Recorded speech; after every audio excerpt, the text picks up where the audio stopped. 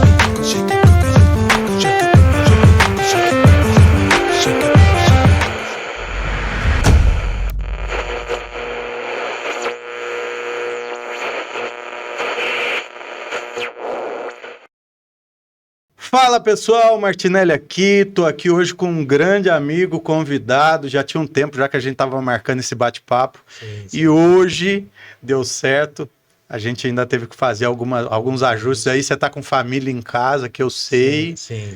mas tirou esse tempinho para estar aqui junto com a gente, e a gente vai fazer esse bate-papo, Sérgio, abrindo algumas coisas, falando da Donep, falando também das suas experiências, trazer o pessoal para dentro dessa conversa e mostrar que é possível aprender muito quando a gente ouve as pessoas, né? Com certeza. Nossa, o negócio aqui pulou do nada aqui, mas vamos seguir. A gente tem hoje aqui como espectadores, né? A Pamela que está ali assistindo esse bate-papo, o Carlos está na produção, nessa noite de segunda-feira, né, acompanhando esse bate-papo aqui, então já vai deixando aí seu comentário, sua cidade, da onde você está falando, se você conhece a Donep ou não, se você já é sócio da Donep ou não, e a gente vai falar um pouquinho disso, porque o Sérgio também faz parte do capítulo 807 em Pouso Alegre, mas ele tem uma história bem antes disso com a Donep, e a gente vai falar um pouquinho disso. Sérgio, prazer estar hoje à noite aqui com você, se apresenta aí para o pessoal, fica à vontade. Prazer, Martinelli. É uma alegria estar aqui, né? E compartilhar um pouco da vida, né? Porque falar de Adonep é falar de histórias de vida, né? É impressionante como a Adonep tem isso, essa qualidade de contar histórias, né?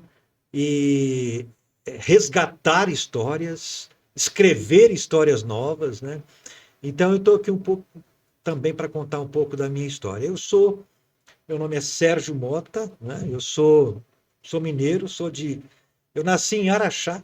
Olha só. Nasci em Araxá, não tive o privilégio de me criar lá, mas nasci lá, mas tive o privilégio de me criar na cidade de Formiga. Formiga é uma cidade impressionante, tem muitas histórias grandiosas, embora seja uma cidade pequena. E fiquei em Formiga até os 20 anos, quando eu saí e comecei a desbravar outros lugares aí desse Brasil e do mundo também. E desde então temos caminhado nessa buscando conhecer novas histórias, novos personagens, né? Porque toda história demanda personagens, né? E tem sido muito bom. Tem um ano só que eu estou em Pouso Alegre. Conhecia Pouso Alegre já há muito tempo, mas de morar mesmo. E se Deus quiser que seja para ficar por aqui, temos um ano de... Bacana. Ô, Carlos, pega o meu ali, ó. Tá na tomada ali. Ele vai fazendo uns videozinhos, takezinho. Isso. Não sabia que você era mineiro. Que surpresa boa. Sou mineiro. Surpresa. Mineiro. E Araxá é a cidade, né?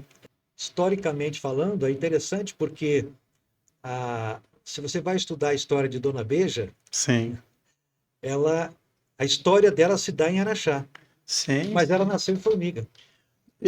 Uma coisa para perguntar, já vão pintando as curiosidades aqui. Sim, A gente ouve falar, né, muito de formiga. Por que o sim, nome formiga? Eu me fazia essa pergunta. Minas tem uns nomes de cidade, né? 853 municípios, cada um nome mais diferente que o outro. Mas por que formiga? Essa é a pergunta que me fazem onde eu vou, e olha que eu já rodei alguns lugares desse Brasil e Sim, algumas partes do mundo, e por onde eu vou eu digo, olha, eu sou cidadão formiguense, eu levo esse nome até pela curiosidade que desperta, né? sim.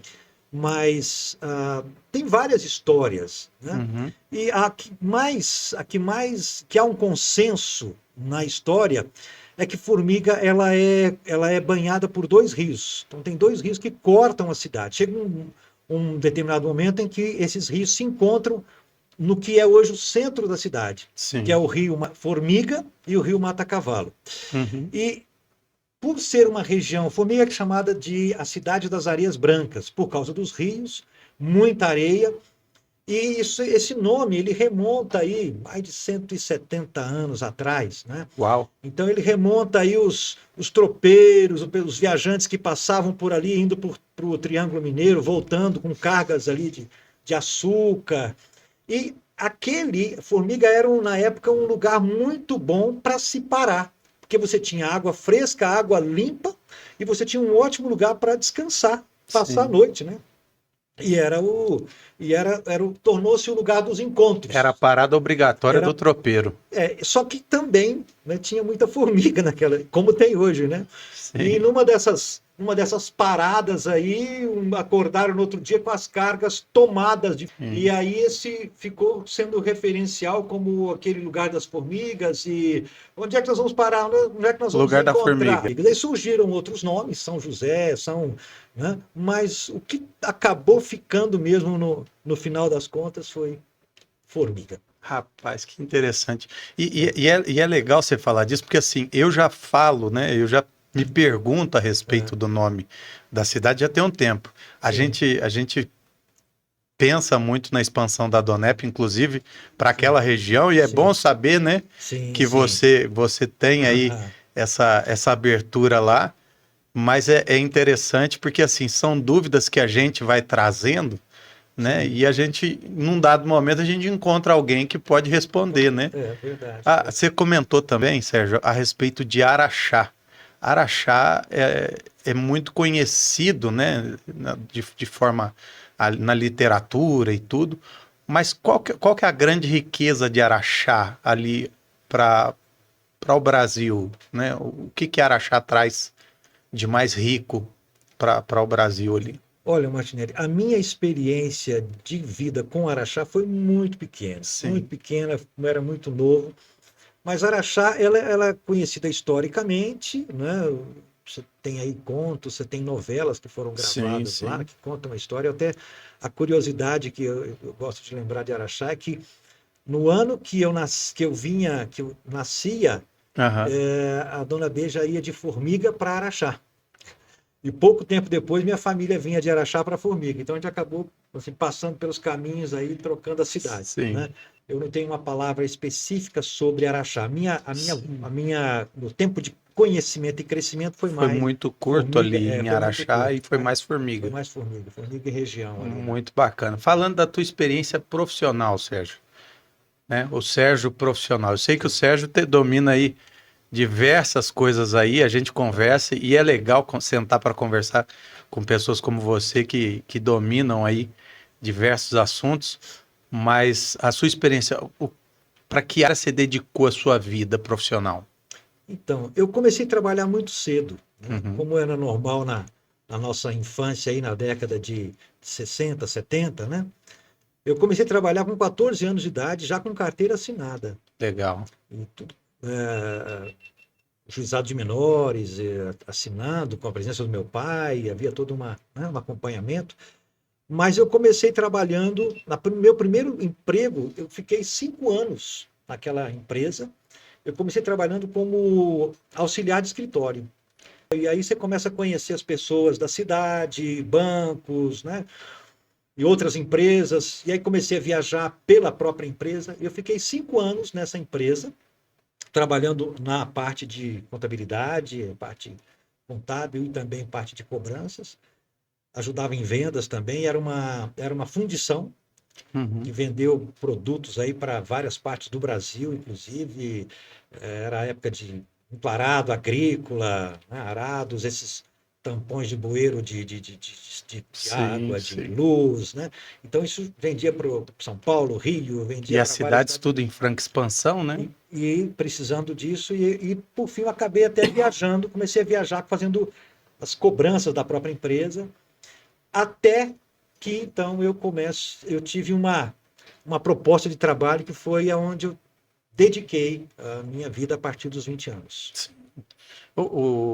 A questão de se trabalhar, até outras pessoas que estiveram aqui falaram a respeito disso, do fato da gente poder começar a trabalhar mais cedo antigamente, Sim, isso nunca prejudicou a gente. Se pregou muito que isso atrapalhava a infância, e isso e aquilo. Eu, pelo menos, não vejo dessa forma, né? E eu vejo assim, pela experiência que eu vejo nas pessoas que passaram já por essa mesa, pessoas com que eu converso, eu vejo que o começar a trabalhar cedo, cedo fez bons cidadãos, sim. né? Eu comecei também muito cedo, eu comecei Uhum, com 12, e é. naquela época a gente tinha que pedir autorização no juiz, né? E tinha que Exatamente. manter as notas ainda boas, porque Exatamente. senão não podia, e era só meio período, Sim.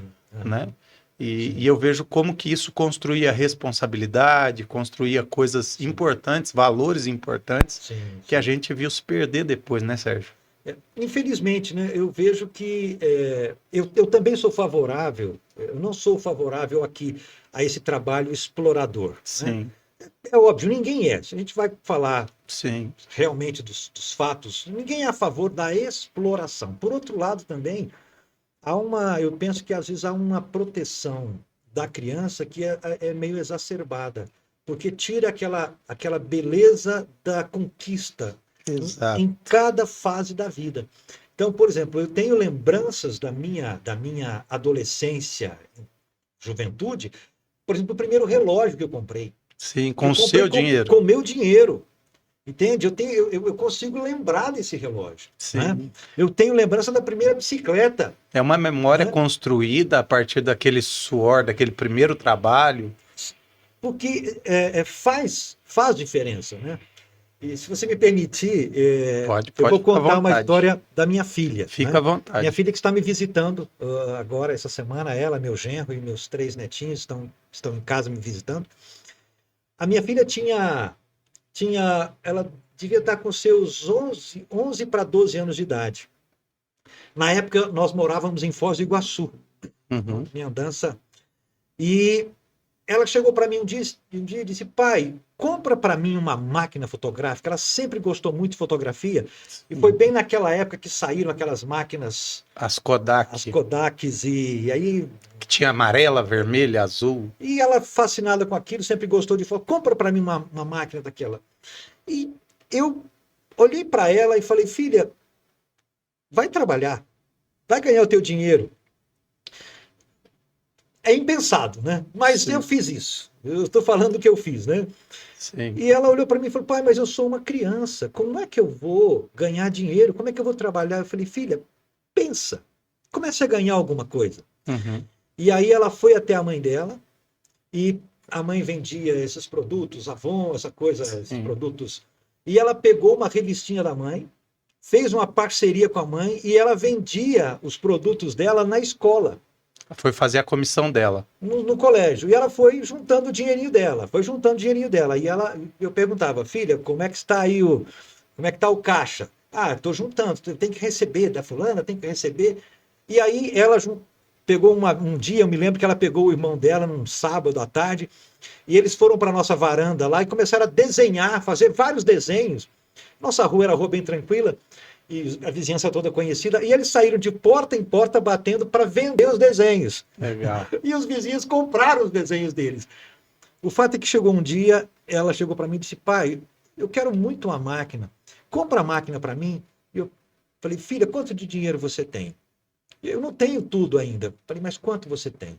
Eu não me lembro exatamente quanto era, mas eu não estava interessado em quanto ela tinha. Eu queria ter visto o esforço dela, que eu vi. Quanto ela tinha se dedicado pelo projeto. Exatamente. Aí eu disse para ela, ok, vocês têm o suficiente, vamos buscar a máquina.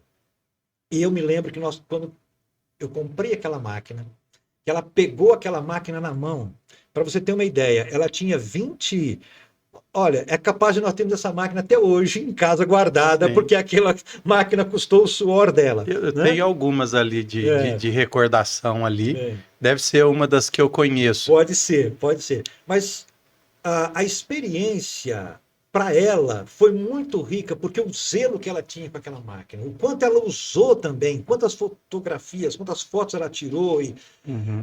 Então a gente precisa ser um pouco equilibrado em, às vezes, querer proteger a criança. Nós precisamos perguntar se nós estamos protegendo realmente, Sim. ou se nós estamos privando a criança de ter as próprias experiências, as próprias de conquista, conquistas, né? né? E acho que esse equilíbrio, Sérgio, ele vai muito do pai e da mãe dosar, porque de repente essa super proteção, lá fora o mundo não vai dar. Não vai dar. A gente tá criando oportunidades para o fracasso. Exatamente. E aí, quando a criança, quando o jovem, né, já o adolescente, o jovem, vê uma parede na frente que ele não aprendeu a lidar com ela, ele corre o risco de parar e ficar parado, parar no tempo e Sim. não avançar. Né? Uma das coisas que eu estudo muito sobre neurociência, desenvolvimento humano a partir da percepção, né? Sim. A partir do cérebro e tudo. Uma das coisas que eu percebo é que a maior parte das pessoas que hoje fracassam são pessoas que não vivenciaram experiências como essa lá atrás. Pessoas que não aprenderam a lidar com o não. Com não. Né? E quando recebe esse não, elas acham isso o final do mundo, e na verdade não é. Né? Eu costumo dizer que a Pamela, né? Eu falo mais não do que sim para ela. Aí tem gente que fala assim, mas se você tem, por que você não dá? Eu falo assim, porque se eu der tudo para ela, onde vai morar o prazer de se conquistar? Exatamente. Né? E a realização da pessoa. Sim. Né? Eu tive o privilégio de conquistar. Então, por que eu vou tirar o privilégio do outro de conquistar? Né? Mas eu, como pai, você não pode dar? Eu posso, se eu puder, né? Houveram situações em que meus filhos chegaram para mim, eu tenho 2 filhos, menino e a menina. Chega a só Thalita, um pouquinho mais perto. A Thalita e o Vitor. Né? Houveram situações em que eles chegaram para mim e me pediram coisas que eu não tinha condições de dar. Mas eu fui honesto com eles e disse, olha, o teu pai gostaria de possibilitar isso para vocês, mas eu não tenho condições. Então, e precisa haver essa verdade também, né? Exatamente. Né? Só para você ter falando ainda da filha, quando a minha filha começou a trabalhar mesmo, né, a faculdade dela, e ela começou a fazer estágio pela faculdade, e ela começou a ganhar o salário dela, né, no estágio. Minha filha fez algo que todo pai fica feliz, né? Sim. Minha filha virou para mim um dia e disse, pai, vamos comigo no shopping, eu quero comprar um celular para mim, você pode me ajudar a comprar um celular? Com certeza, né? E aí eu fui com ela até o shopping, aí escolhemos um celular, ela escolheu um celular muito bom, mas só que na hora de comprar o celular, ela falou assim, falou para a vendedora, que eu me lembro até hoje, disse, eu quero 2. 2 celulares? Eu quero 2. Ela comprou, primeiro nós escolhemos o celular, é esse aqui, ela disse, agora eu quero 2. Sim. Aí ela me deu um de presente, ficou legal, com ela e me legal. deu. Então, a gratidão, o reconhecimento, nós precisamos, sabe, ter. São experiências que você lembra e fala, que coisa maravilhosa. E não tem, acho que nada que pague isso, né? Essa experiência de ver o filho entendendo coisas que, infelizmente, hoje se perderam, né? E valores. Sim. Eu falo assim, que o filho é a continuidade da gente, né? Exato. Tem sonhos, né? Que os nossos pais tiveram, que a gente é que vai realizar. Exatamente. É a continuidade do sonho deles, né? E nós precisamos de certa forma, criar essa avenida para que eles passem por ela, para que eles possam seguir por ela, né? Sim, e dá condições também, né? Exatamente.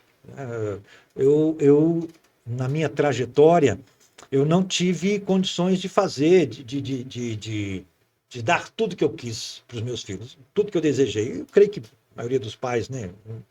Mas, assim,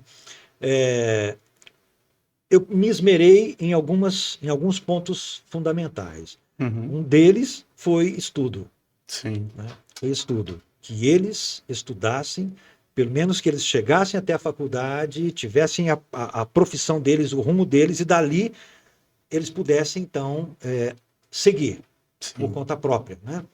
E graças a Deus, isso a gente pôde, Deus nos abençoou e a gente pôde chegar ao momento de dizer, olha, vão, agora eu abençoo vocês, caminhem pelas próprias pernas. Claro que nós estamos aqui, né?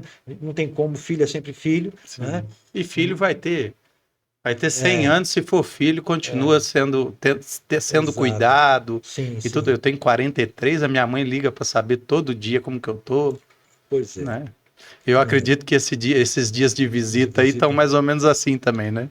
Tem sido muito especial porque são 3 netos, né? Um de Sim. 7 meses, 8 meses, um Nossa, de novinho. 2 anos, outro de 4 anos. Então, a gente está fazendo ali uma festa em casa, Sim, né? sim. E tem sido muito bom, graças a Deus. Bacana. Ô Sérgio, pra gente entender um pouquinho, você vem trazendo, né, e dando sequência naquilo que você teve de valores, princípios na tua vida, você também aplicou isso na vida dos teus filhos, né? Sim, E isso gerou, aí são 2 filhos, sim, isso gerou neles também valores e princípios que a gente entende aqui preserva. sim. Como que você enxerga a questão da gente brigar, né? Eu falo brigar porque hoje em dia tem que ser, né, dessa forma, Uhum, para sim. que pessoas tenham princípios e valores morais, éticos e tudo mais, para que a gente possa ter uma sociedade melhor. Martinelli, princípios são fundamentos. Então, se a gente vai falar de princípios e fundamentos, são as bases onde se estabelece uma história. Então, se você não criar fundamentos, se você não criar, não fizer, não fizer um bom alicerce sobre o que os nossos filhos vão construir. Então, o que a gente vê, eu trabalho com mentoria de pessoas também. Sim. Então, quando a gente senta para conversar com algumas famílias, com alguns adolescentes, com alguns jovens, o que a gente nota? É possível notar uma desconexão histórica. Uhum. Então, é muito fácil você falar com o jovem de jogos de computador, de games, né? Uhum. Mas quando você vai falar de história, de conexão histórica, quem são aí os seus parentes, quem são aqueles que ascenderam, né? Uhum. Que calçaram a história, pavimentaram a história deles, há um lapso, não há um... Olha, é difícil às vezes um neto saber o nome completo do avô. Então, como é que esse jovem ele vai construir algo duradouro? Entende? Então, princípios. Se nós, como pais, não primarmos por criar os nossos filhos, né, nos princípios éticos, morais, e eu digo mais, cristãos, porque a base da ética Tá dentro do cristianismo. é o cristianismo. Sim. Né? Então, As pessoas às vezes não entendem, mas assim, a nossa lei, a nossa Constituição, sim, né, tem base sim, greco-romana, né? Cristã sim. greco-romana, então Sim. não tem como fugir. Se a gente não mata, é porque tá lá como princípio cristão não matar. Não, né?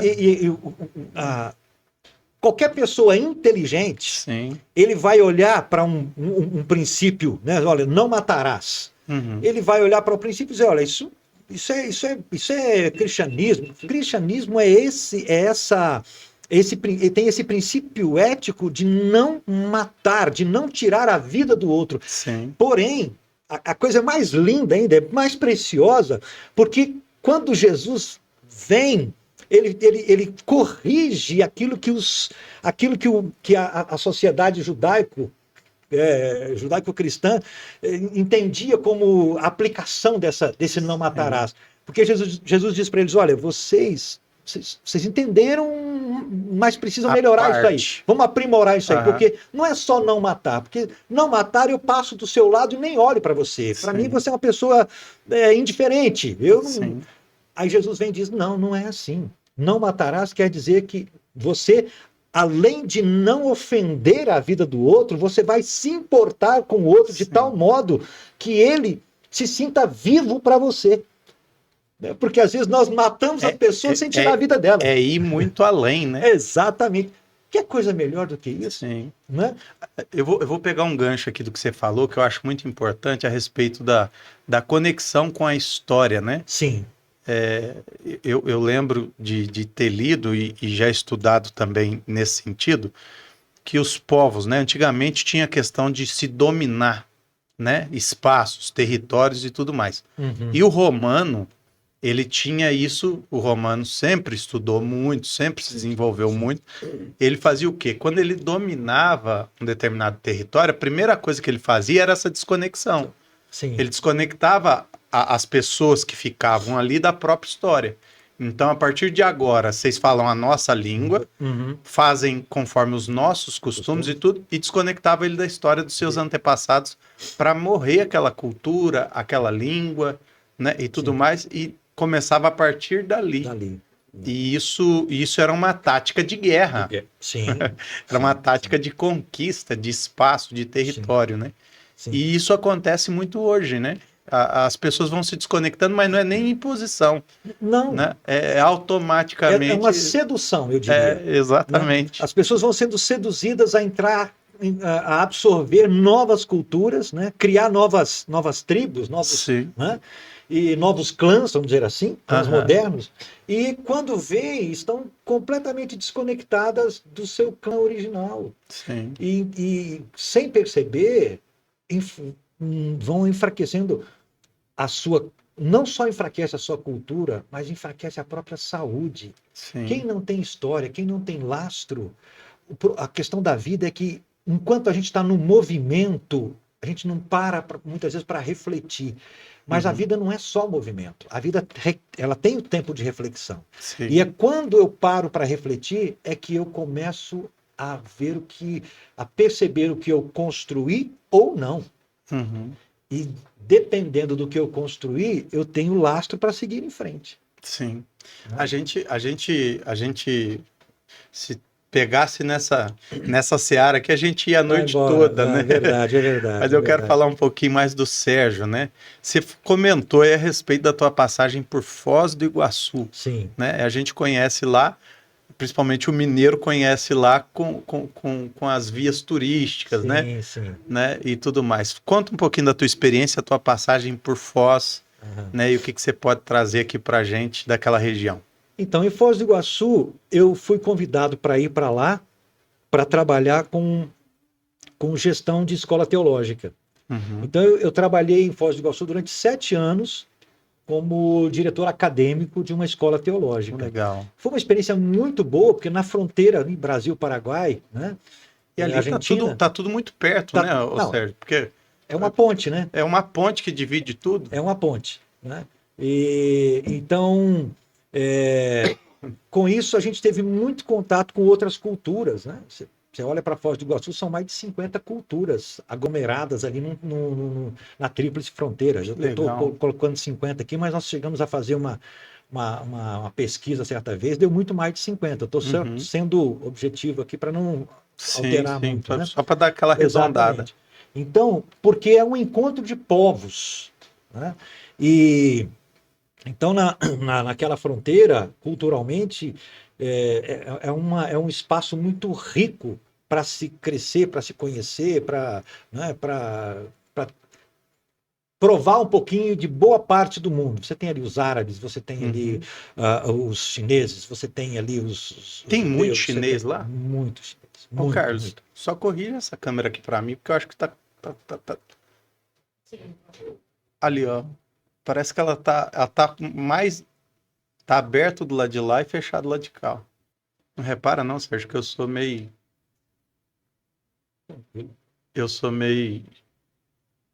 a Vânia que briga comigo, porque eu levanto no meio da noite pra fechar uma fresta do guarda-roupa, te juro. Em casa é a Ana. Mas vamos lá. Ô, Sérgio, eu fico fascinado com a questão de Foz do Iguaçu, né? A gente não conhece as belezas do próprio país, Do né, próprio Sérgio? país. Do próprio país. E aí você comentando a respeito das culturas e tudo mais, eu fico imaginando. Agora só me acendeu mais a vontade de ir para aquela região lá para conhecer esse encontro, né? Martinelli, é culturas muito ali. rico. Uma ida, como você disse, nós não conhecemos o nosso país. E nós temos tanta cultura rica na nossa nação e nós, às vezes, não valorizamos. Na maioria das vezes, nós não valorizamos, né? Então, a minha passagem a Foz do Iguaçu foi muito especial porque com esse trabalho na escola teológica, você imagina, eu trabalhei com uma escola teológica que nós tínhamos alunos do Brasil, de várias partes do Brasil. Nós tínhamos alunos da Argentina, tínhamos alunos do Paraguai, tínhamos alunos do Chile, alunos da Bolívia. Então, nós tínhamos um misto de cultura dentro de uma escola que era algo assim preciosíssimo, era um aprendizado contínuo. Por causa dos costumes, né? E as culturas de cada um, as comidas, as forma, roupas, né? exato, as abordagens. E, então foram 7 anos trabalhando lá e depois eu saí, fiquei mais 7 anos aí trabalhando com uma comunidade cristã e foi nesse período que a gente então começou a caminhar por ali, conhecer novas comunidades, novas cidades, novas histórias. Esse período, eu julgo que esse período convivendo com tanta informação, com tantas culturas e tudo, ele valeu por uns 30 anos, porque a gente não tem noção, como a gente acabou de falar, do tamanho do Brasil, né? Só no Brasil, você vai daqui, eu mesmo tive agora recente, em Santa Catarina, Sim. A cultura tem uma influência muito forte Muito alemã, forte, italiana, sim. né? Aí a gente vai para o Nordeste, Sim. aí muda completamente. O dia que eu desci no Rio Grande do Sul Sim. e falaram para mim no aeroporto que tinha uma janela preparada para mim, eu tomei um susto. Né? E descobri depois que janela era a costela assada do boi, né? E aí a gente vai descobrindo coisas assim, né? Eu fico imaginando a bagagem que você tirou desse tempo em Foz do Iguaçu. Sim. Foi muito rico exatamente por causa da grande quantidade de amigos preciosos que eu tenho naquela cidade. Sim. Amigos e irmãos. E a beleza é de várias culturas. Eu tenho amigos árabes, eu tenho amigos Legal. chineses, amigos, estou falando de amigos, Sim. né? Amigos. Estou falando de amigos.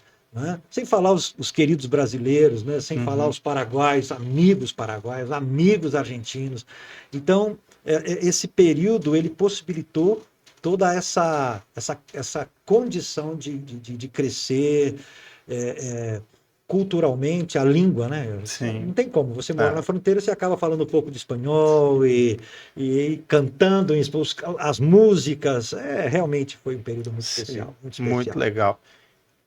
Sérgio, e como a Adonep chega na tua vida? Como que chega a Adonep, que entra um pouco em tudo que a gente está falando aqui? Porque se a gente conhece a Adonep no todo, a gente vai entender que nós estamos em centenas de países, estamos em todos os continentes, a revista A Voz, ela é publicada, se eu não me engano, em 5 idiomas, justamente para atender essa demanda, né, de alcance.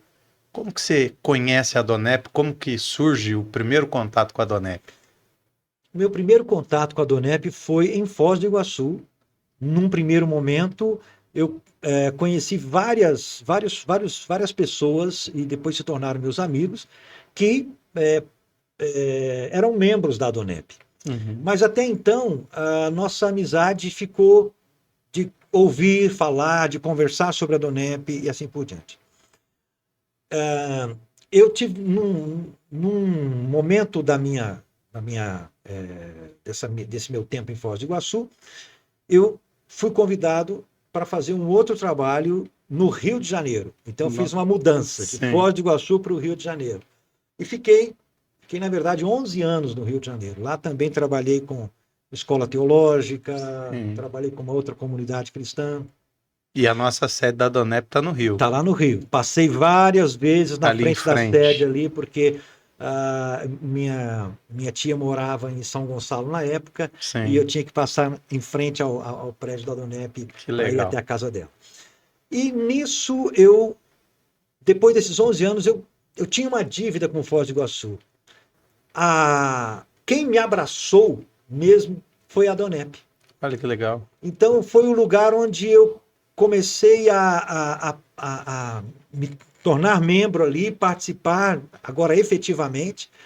Aí sim, eu passei a participar mais ativamente. Sim. Na Adonep. Qual a sua experiência? O que você... Se eu perguntasse para você, não sabendo nada a respeito da Adonep, e eu perguntasse para você, Sérgio, me fala um pouquinho aí da Adonep, o que é? Me explica aí de forma simples o que seria a Adonep, como que você me explicaria hoje?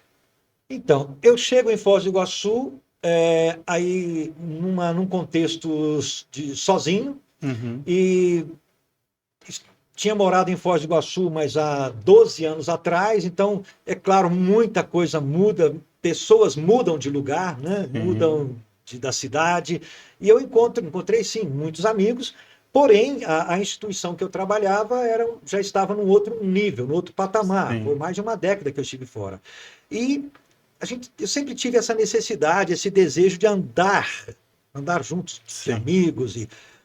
E quando eu fui, aí foi quando um dos meus amigos me convidou para a Adonep. Disse, olha, vamos para o encontro da Adonep?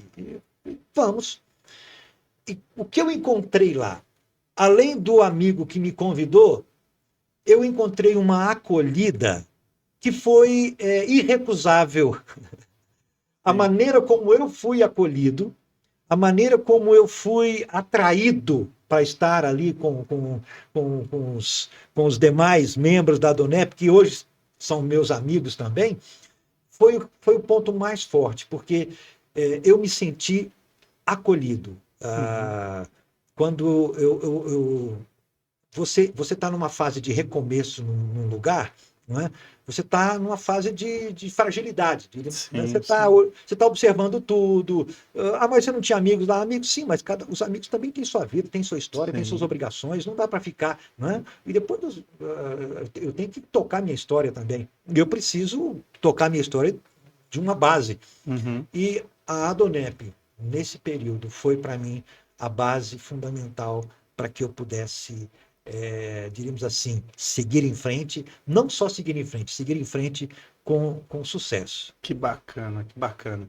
E é legal te ouvir falando isso, porque isso bate com o contexto da própria bandeira dela, né? Sua bandeira sobre nós é o amor.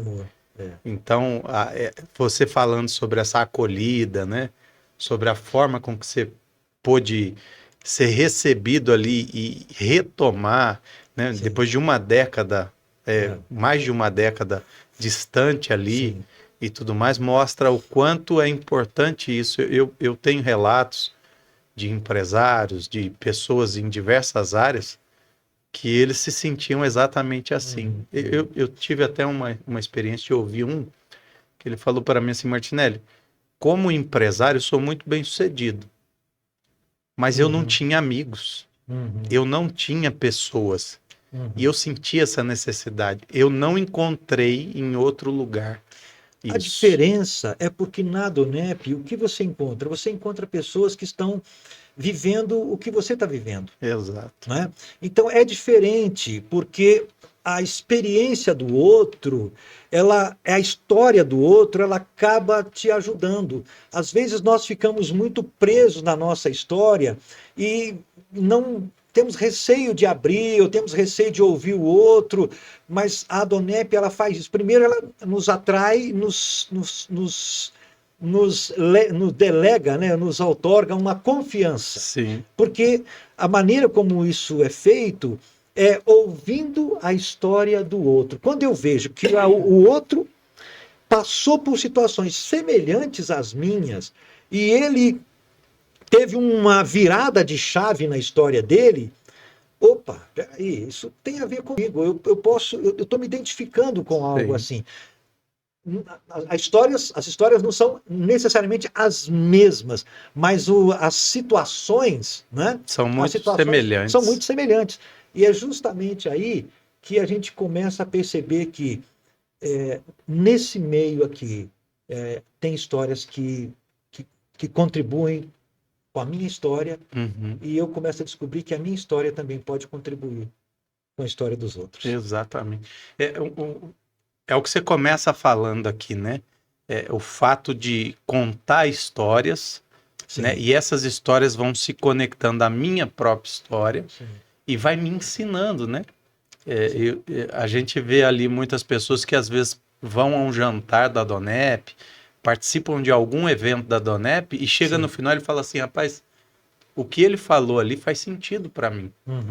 Né? Eu estava pensando em desistir, eu estava depressivo, eu achava que não dava mais e tal, e descobri aqui hoje que não foi um ponto final, foi só uma vírgula na minha história. Porque nas histórias que nós ouvimos e nós aprendemos com os outros, não é só uma contação de história, é importante deixar claro, é uma contação de vida. Sim. É uma exposição de vida. Então eu vejo no outro a dificuldade que ele viveu, e alguns amigos, né, viveram dificuldades onde eles chegaram a um ponto decisivo na vida, onde uma decisão extremamente forte era necessária, né, e aquilo aconteceu. Eles encontraram essa saída, né? E quantas vezes eu mesmo passei por situações na minha vida em que eu passei por um revés muito grande, em que eu nunca fui gordo, né? Mas por causa da depressão que eu entrei nela, eu comecei a emagrecer assim absurdamente, muito rapidamente. Eu não tinha fome, eu não tinha sono, eu não tinha disposição para nada. E óbvio, se você vai gastando toda a energia que você tem no seu corpo, o corpo vai demandando mais energia. De onde ele vai buscar? E aí esse é o problema, né? Que tipo de energia que ele vai encontrar? Ele vai encontrando só energia negativa. Ele vai consumir. E vai consumindo. Então é óbvio que aí você corre o risco de chegar num ápice de uma decisão que não deveria ser, que não era a melhor, né? E eu cheguei num ponto decisivo, num momento da minha vida, onde eu precisei, né, de socorro mesmo.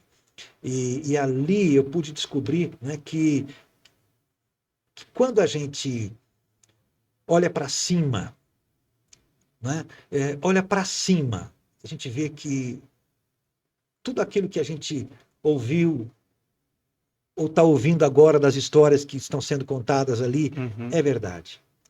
Não tem como, Martinelli. Todo ser humano que vive nesse mundo, ele passa por um momento decisivo na vida dele. Ele precisa passar. E ele vai passar mais cedo ou mais tarde. Sim. A questão é como ele vai enfrentar isso e é como ele vai... E as decisões que ele vai tomar. Exatamente. A Adonep, as histórias de vida que eu ouvi, que a gente ouve na Adonep, é exatamente isso. Pessoas que chegaram a um ponto decisivo na sua vida e que encontraram a saída. Sim.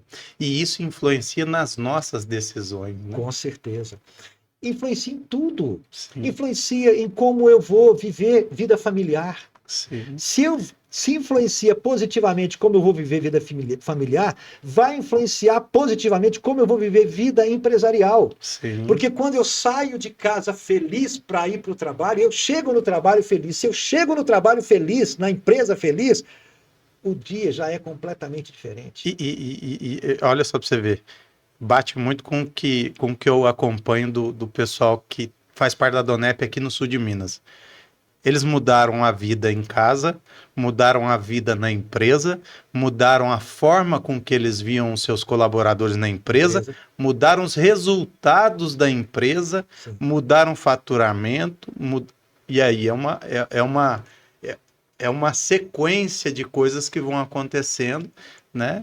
O trabalho é interessante porque eu tenho acompanhado alguns empresários também, Sim, e é interessante porque o volume de trabalho aumenta, sim, mas não volume de faturamento, volume Sim.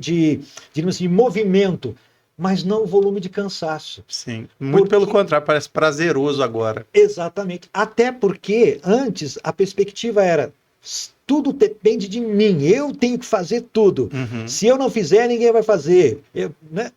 Aí quando você entende que você precisa trabalhar a sua autoconfiança e principalmente a sua confiança em Deus, Sim, que é o provedor, vai mudando tudo. muda porque eu passo a olhar o outro, eu passo a olhar o meu colaborador como alguém com potencial. Sim. E acreditar nele sem centralizar em mim, achando que só eu resolvo. Exatamente, exatamente. O grande problema de muitos queridos aí que têm os seus negócios é justamente essa confiança debilitada. Né? Uhum. E quem está com a confiança debilitada, principalmente, se não tiver a sua confiança estabelecida, primeiramente em Deus, vai ser difícil ele confiar em si mesmo e muito menos confiar no outro. Sim. E Mas muito legal, viu, Sérgio? E é legal a gente ter esse bate-papo aqui, porque assim, você traz uma visão, né, sobre a Donep também, de outras regiões. Foz do Iguaçu é uma referência, né? A gente sempre via os encontros da Donep lá, né, muito grandes, o capítulo que eu participei lá era o 032. 032. Então, E a gente vê assim, hoje, a Ouro Fino a gente abriu recentemente, Ouro Fino, se eu não me engano, é 1597, ou alguma coisa olha assim. só. Então tá bem acelerado. Hoje a gente tem aí bons frutos da Donep na Rússia, né? Sim. Né? A gente está agora prestes a ter convenção nos Estados Unidos, na Europa toda.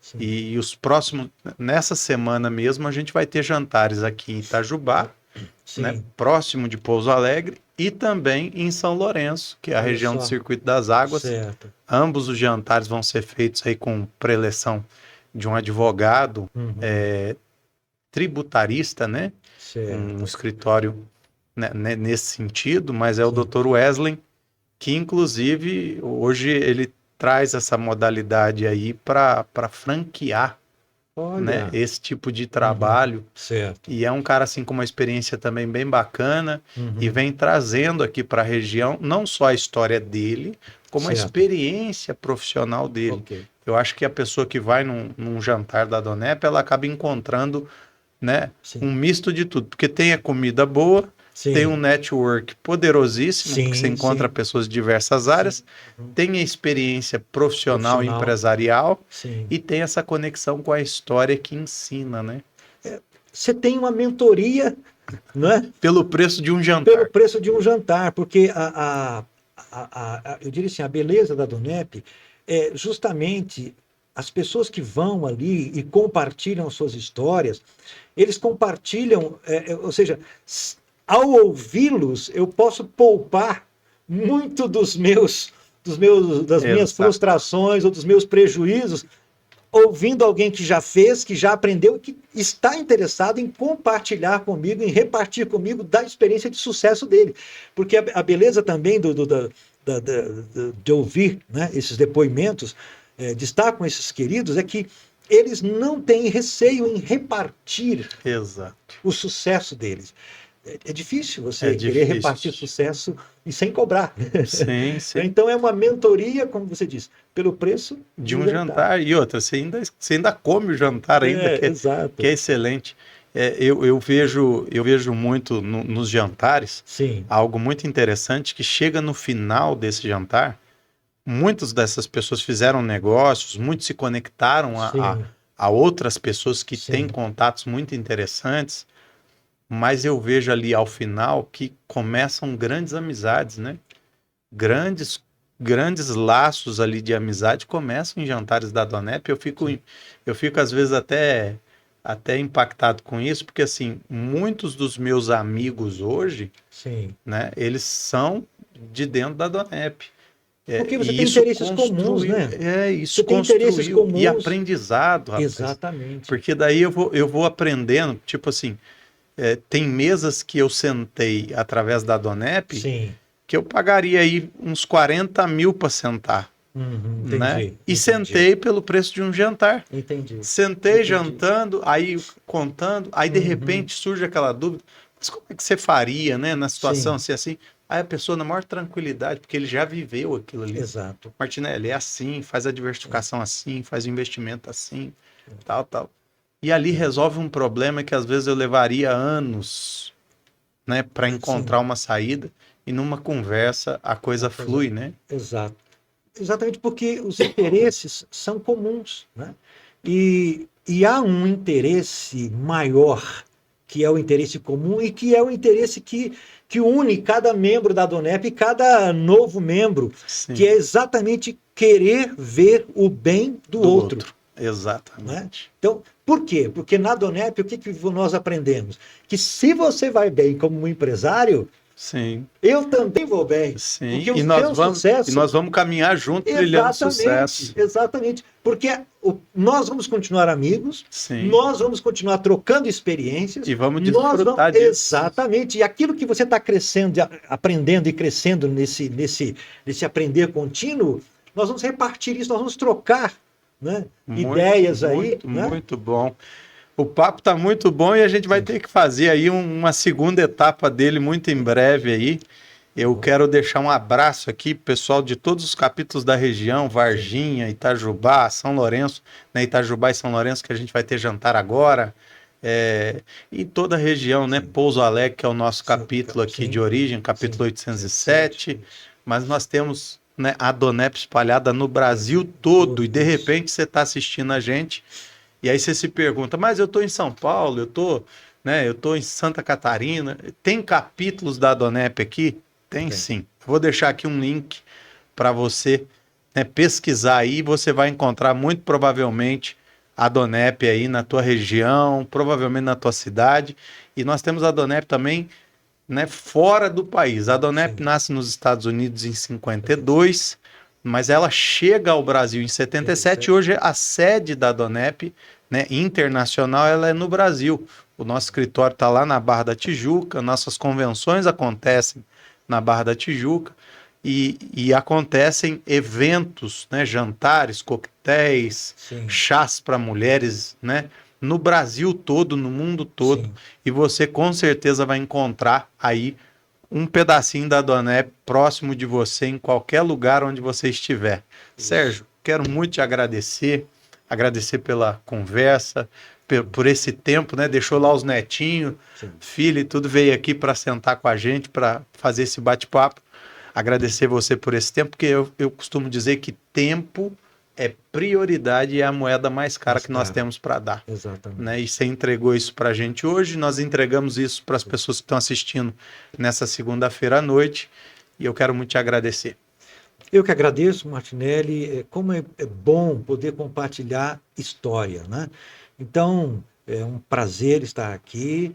E para você que está nos assistindo, olha, a tua história, ela importa. Se porventura há pessoas por aí que não olham para você dando a você o devido valor, saiba que a tua história importa. E a Donep tem um lugar para você, para que você possa escrever a sua história, né? E aprender a contar a própria história. Aprender a contar essa história e fazer diferença na história. Isso aí. Obrigado, Sérgio. Obrigado a cada um de vocês aí. Não se esqueça de compartilhar. Tenho certeza que algumas pessoas precisam ouvir um pouco do que a gente falou aqui. Então, Deus abençoe cada um de vocês. Uma semana extraordinária.